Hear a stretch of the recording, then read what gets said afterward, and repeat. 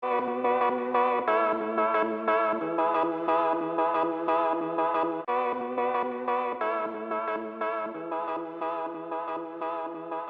kali ini saya akan mengupas alur cerita film Der Hauptmann tahun 2017.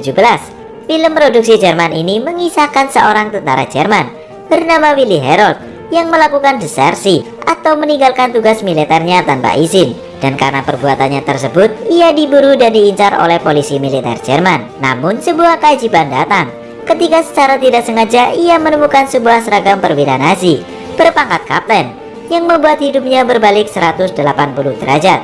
Baiklah, tanpa berlama-lama langsung saja kita kupas filmnya. April 1945 di Jerman, tepatnya 2 minggu sebelum Perang Dunia Kedua berakhir, terlihat Willi Herold sedang dikejar-kejar oleh polisi militer Jerman karena melakukan desersi atau membelot dari tugas militernya.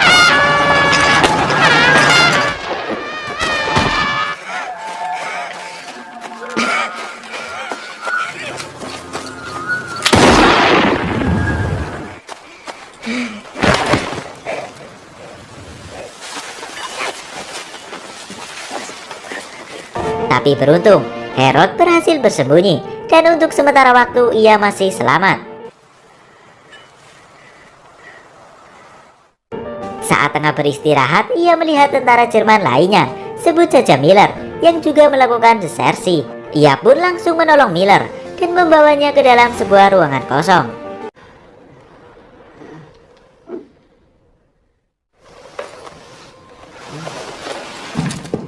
Singkatnya, malam pun tiba. Herold dan Miller yang kelaparan berinisiatif untuk mencuri makanan di rumah warga.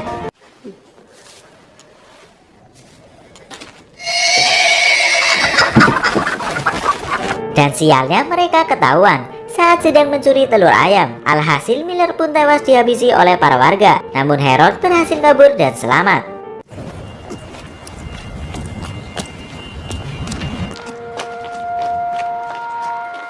Ia pun terus berjalan tanpa arah tujuan, hingga akhirnya ia melihat sebuah mobil yang nampaknya mogok. Dan betapa terkejutnya ia ketika menemukan sebuah seragam perwira Nazi berpangkat kapten.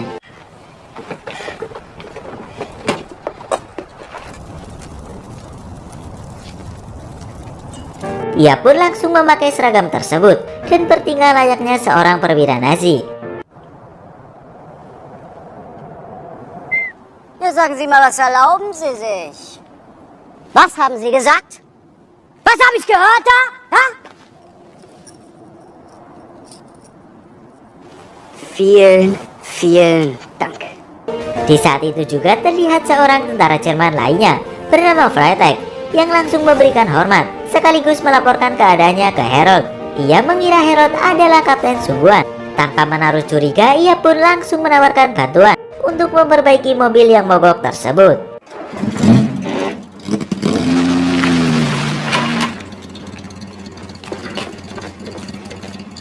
Mobil pun berhasil diperbaiki dan sebagai imbalan Herold memberikan sebuah apel kepada Freitag. Tidak hanya itu, ia juga menjadikan Freitag sebagai asistennya. Dan tidak lama kemudian Herold menyuruh Freitag untuk mencari tempat penginapan.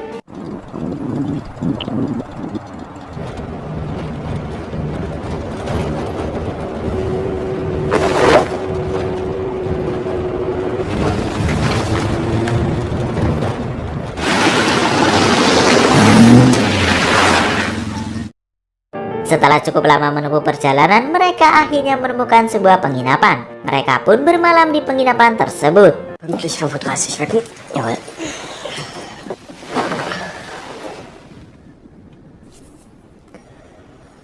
Di keesokan harinya, Herold dan Freitag pergi menuju suatu tempat. Namun di tengah perjalanan mereka mendengar ribut-ribut dari salah satu rumah warga. Mereka pun berinisiatif untuk mengeceknya. Dan ternyata di dalam rumah warga tersebut terdapat tentara Jerman lainnya yang sedang menjarah makanan. Tidak hanya menjarah, para tentara tersebut juga menyiksa si pemilik rumah. Herold yang melihatnya seketika langsung menghentikannya dan ia meminta surat tugas dari para tentara tersebut.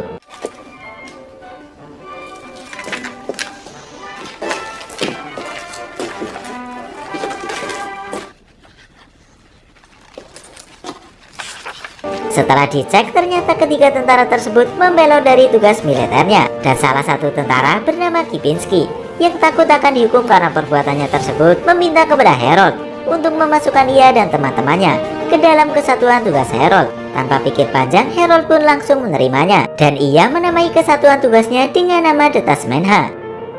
Setelah menjelaskan secara detail mengenai misi yang akan dijalankan, Harold dan pasukannya pun bergegas untuk menjalankan misi tersebut.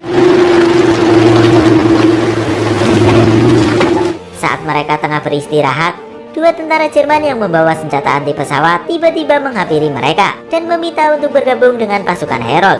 Harold pun langsung menerimanya dan kini pasukannya bertambah menjadi total 6 orang. Singkatnya, mereka pun kembali melanjutkan perjalanan. Namun sialnya, mobil yang dikendari Fretek dan Harold mogok karena kehabisan bensin. Tidak habis akal, Harold meminta pasukannya untuk menarik mobil tersebut. Nampaknya ia benar-benar memanfaatkan kekuasaannya itu. Namun Kipinski yang sudah sangat kesal seketika langsung meluapkan emosinya kepada Harold. Tapi tiba-tiba datang polisi militer Jerman dan langsung memeriksa seluruh pasukan Harold, termasuk Harold.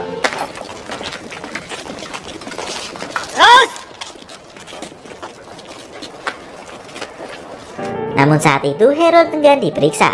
Ia terlihat begitu takut dan panik karena bisa saja penyamarannya sebagai kapten bohongan terbongkar. Ia pun sempat terlibat perdebatan dengan pemimpin polisi militer Jerman yang bernama Kapten Sitzner. Kapten Sitzner meminta Harold untuk menunjukkan surat tugas militernya. Namun Harold tidak mau. Ia mengatakan bahwa dirinya kini sedang menjalankan misi khusus yang diberikan langsung oleh otoritas tertinggi Jerman, yaitu Sang Führer Hitler. Harold juga mengancam akan menulis nama Kapten Sitzner di surat tugas militernya untuk kemudian dilaporkan ke Hitler. Kapten Sitzner seketika terdiam dan akhirnya ia menyuruh pasukannya untuk menurunkan senjata. Kini ia benar-benar percaya bahwa Harold bukanlah tentara pembelot. Harold yang sebenarnya tidak punya tujuan akhirnya memutuskan untuk bergabung dengan Kapten Sitzner dengan alasan untuk mendapatkan gambaran langsung mengenai keadaan di belakang garis depan. Kapten Sitzner kemudian mengajak Harold dan yang lainnya menuju kamp tahanan para tentara pembelot. Sesampainya di pos pemeriksaan, mereka bertemu dengan perwira lainnya bernama Kapten Junker. Sedikit informasi, Kapten Junker merupakan perwira yang mengejar-ngejar Harold di awal scene film. Kapten Junker kemudian masuk ke mobil dan ikut menuju ke camp. Di dalam mobil, ia seperti tidak asing dengan wajah Harold. Ia terus memandangi wajah Harold dan itu membuat Harold panik. Namun beruntungnya Kapten Junker tidak benar-benar ingat di mana ia pernah bertemu dengan Harold.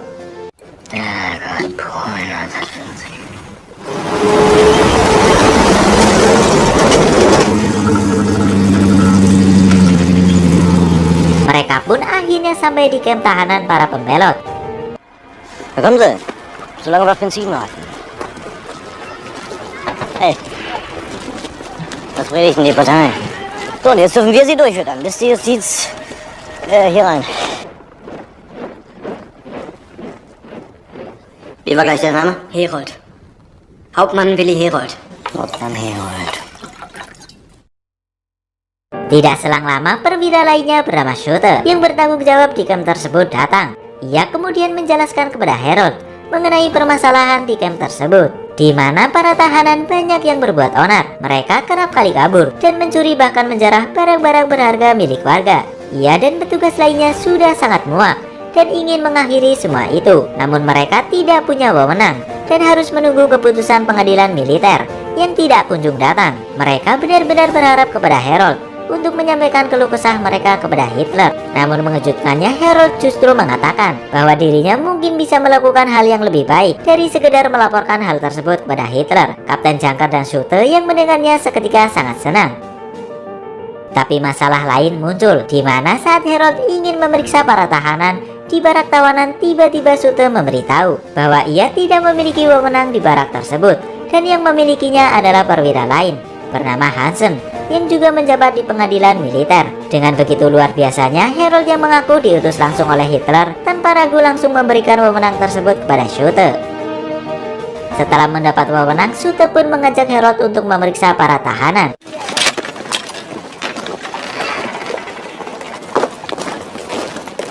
Dan di sana Harold langsung menginterogasi para tahanan.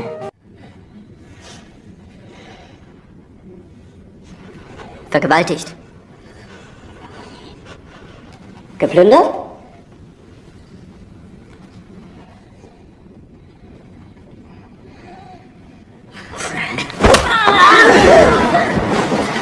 Salah satu tahanan yang tidak mau menjawab ketika diinterogasi langsung disiksa secara brutal oleh Kipinski.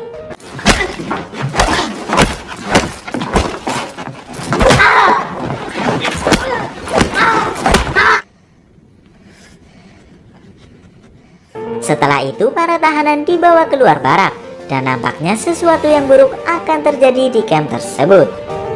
Dan benar saja, Harold ternyata mulai mengeksekusi para tahanan tersebut. Ia memerintahkan Sute untuk membuat parit yang akan digunakan sebagai tempat eksekusi. Salah satu perwira yang mendengar hal tersebut seketika langsung memberitahu Hansen bahwa para tahanan mulai dieksekusi oleh Harold dan Sute. Hansen yang melihatnya kemudian bergegas menemui Harold dan Sute.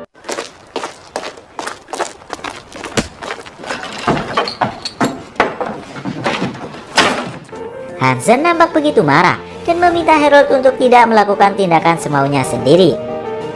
Ia kemudian menghubungi atasannya bernama Dr. Till yang bertugas di Departemen Keadilan. Ia melaporkan bahwa ada Kapten Harold di camp tersebut yang mengaku mempunyai wewenang tanpa batas dari sang Führer dan telah mengeksekusi 5 tahanan. Dr. Till yang mendengarnya kemudian memerintahkan Harold untuk menunggu hingga esok hari sebelum ia bertindak lebih jauh. Dr. Till juga mengatakan bahwa dirinya dan Ketua Jaksa Umum akan datang ke camp esok hari untuk membahas kasus tersebut dan memeriksa surat tugas militer milik Harold. Harold seketika sangat marah.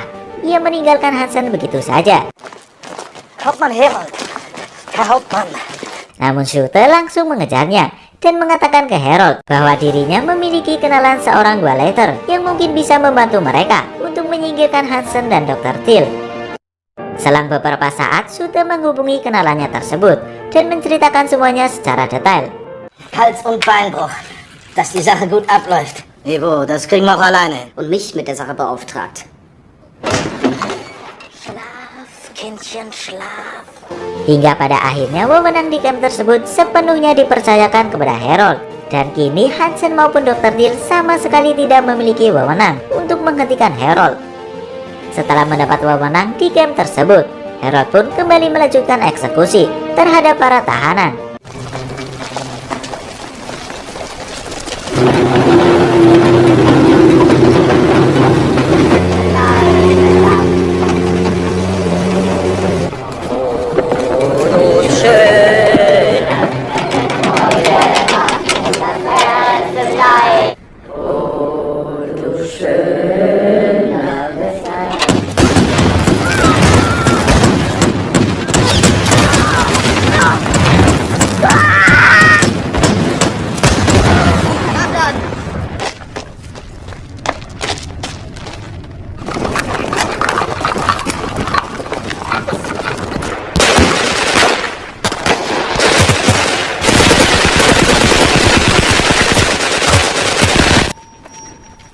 Hingga malam tiba, eksekusi para tahanan belum juga usai. Harold dan komplotannya benar-benar berambisi untuk menghabisi semua tahanan yang ada di camp tersebut.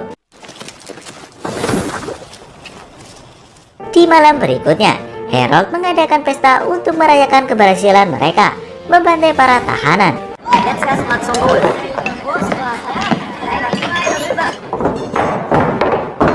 Wir sagten dafür genügt nicht.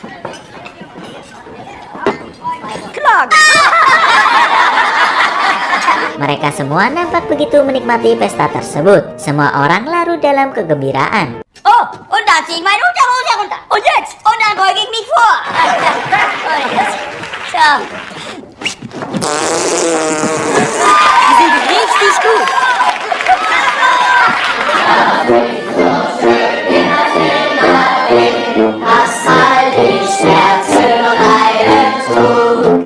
Hingga akhirnya terjadi keributan antara Kipinski dengan salah satu petugas camp tersebut.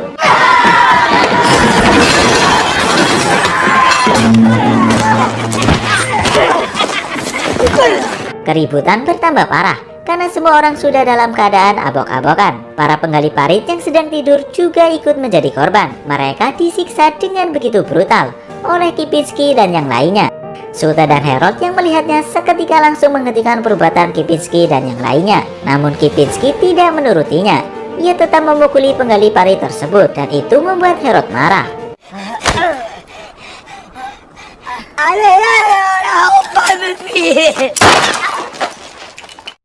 Herod mengumpulkan semua penggali parit yang disiksa tadi dan kemudian mengikat semua penggali parit. Diketahui ternyata para penggali parit tersebut adalah para tentara pembelot. Herod yang sudah sangat muak memerintahkan keempat penggali parit tersebut untuk lari dan kemudian akan ditembak mati.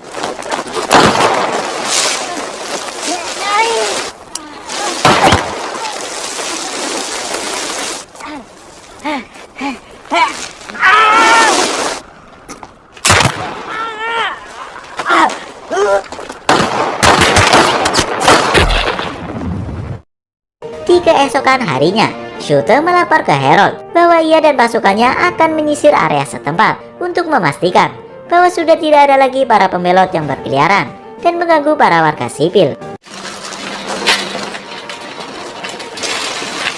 Dan tidak lama kemudian Herold dan yang lainnya mengadakan pesta. Ternyata mereka telah melakukan pembantaian besar-besaran terhadap para tahanan di camp tersebut. Schutte dan pasukannya pun kembali ke camp tersebut. Dan saat akan melapor ke Herold, tiba-tiba hal mengerikan terjadi kepada Schutte.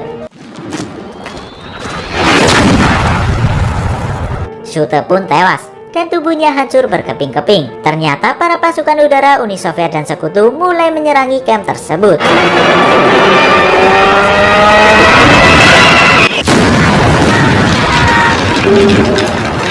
Seketika camp tersebut pun rata tanpa sisa. Namun lagi-lagi Herold berhasil selamat. Tidak hanya Herold, Frietek, Kipinski dan beberapa pasukannya juga berhasil selamat. Euch beide befördere ich zum Rang des Oberfeldjägers. Hier sind wir durch. Singkatnya, Herold dan pasukannya yang selamat memutuskan untuk menuju kota.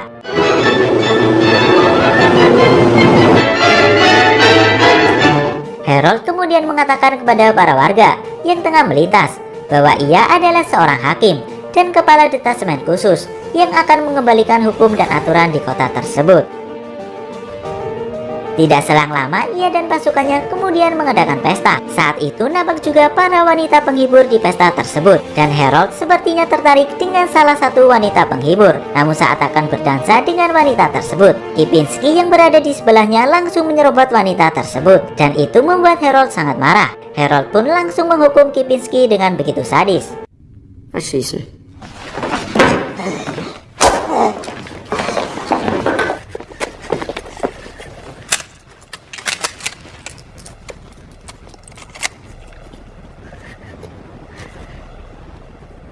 Anlegen.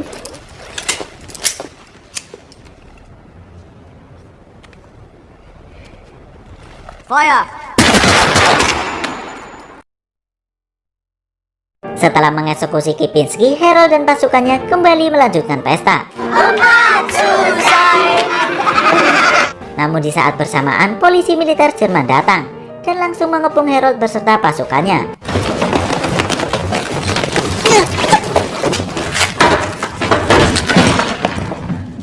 Pada akhirnya Herold beserta pasukannya ditangkap. Ia kemudian disidang. Di sidang tersebut nampak juga Kapten Junker menemaninya. Herold dijatuhi hukuman mati. Namun mengejutkannya, Kapten Junker dan salah satu perwira lainnya membela Herold. Bei mir hat sich Herold immer als Offizier verhalten. Er hat ein forsches militärisches Auftreten an den Tag gelegt. Mereka mengatakan bahwa apa yang dilakukan Herold tidaklah salah karena sama sekali tidak merugikan negara. Kapten Junker dan salah satu perwira lainnya malah menyarankan hakim untuk menutup kasus Herold karena kini Jerman sudah kalah dan Berlin sudah dikuasai oleh Uni Soviet dan sekutu. Di akhir film terlihat Herold yang sedang berusaha kabur dan ia pun akhirnya berhasil kabur.